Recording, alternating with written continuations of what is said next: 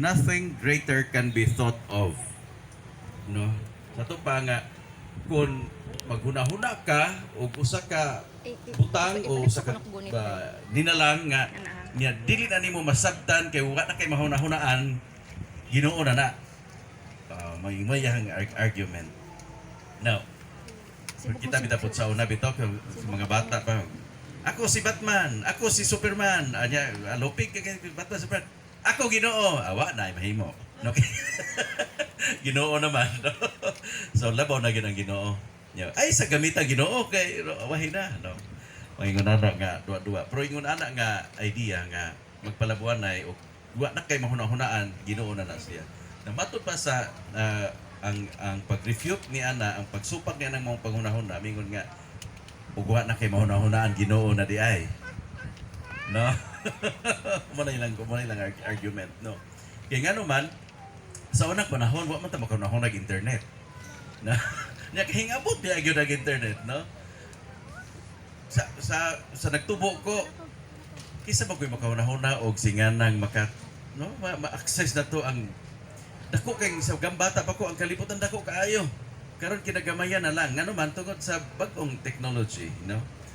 Niya sa unang panahon mingon ta nga ang adlaw, no, layo kayo, no, actually layo mga adlaw, pero doon na po yung mga discoveries o mga contention nga the sun is really the nearest star, no? Usa mag-isakto ana niya kanang mga star nga ato nakitaan lagyo kuno kay na siya, layo pa kay na kaysa sun, no? Well, niya kita karon ang atong sa una atong gihuna-huna nga the sun is the center of the universe, pero karong panahon na nay mga idea nga there are so many universes. Nga naman tungod kay ang space is unlimited. Infinite ang space. And kita nga universe kasi nga nato Milky Way man mo ba? No? Mo ba? Milky Way man ta, no? Unya sa kita wa man ta di man ta kanang static or stagnant. Nagdaggan man ta, no? Nagdaggan man ta. Mato pa nila. Mo po na ilahang no. Pero well anyway, mo na siya ang argumento. No. The further question is kung giluwas ni Kristo ang kalibutan, ang idea sa pagluwas ni Kristo sa kalibutan kay ang earth man, no? Or the universe, ug naay daghang universes, apil ba pug hato? So mao na nay mga pangutana. Well, kita nagtuo kita nga naa ang Ginoo. Kunya nindot nga sa tuang kanunay nga pagsimba ato usab nga singanang dili ta kutob diha ba nga mutuor tas Ginoo kay mo question tas Ginoo tung nga naa ba gid siya tungod kay naa tay gipangayo nga wa mahatag. Ana man ta dapita mo question. I hope nga dili ingon ana atong pagtan-aw sa Ginoo nga ang Ginoo dili gina siya extension sa tong shorthand, no. Nay mga butang nga dili nito makabot, Ginoo atong patabangon. Well, sakto man na siya pero ug ingon ana kanunay nga atong pagtan-aw unya ug dili maabot.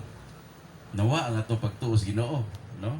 Mo ang punto ba nga kanunay kita nga mosalig sa ato ang magbubuhat sa Ginoo kay siya ra magyud ang makahatag sa tanan nato nga gikinahanglan. Well, in fact, siya gyud ang makasatisfy sa longing sa to ang kasing-kasing, no.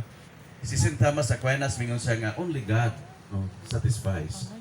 Kung naa ang atong pagkatao kinabuhi sa Ginoo, ang mga material nga ato ang naangkon kung ato nang ihalat igo, no? Pero material ra gyud unya wa kita muhalad sa Ginoo. Wa na to i-dedicate ang atong pagpanikamot dito sa Ginoo ba. Magsige ra kita crave for something material nga dili ta ma-satisfy. Ngano man tungod kay ang satisfaction naa ra gyud sa ato ang magbubuhat. Now ari ta sa ato ang isahon introduction pa to sa Guwang Wali. Taas din.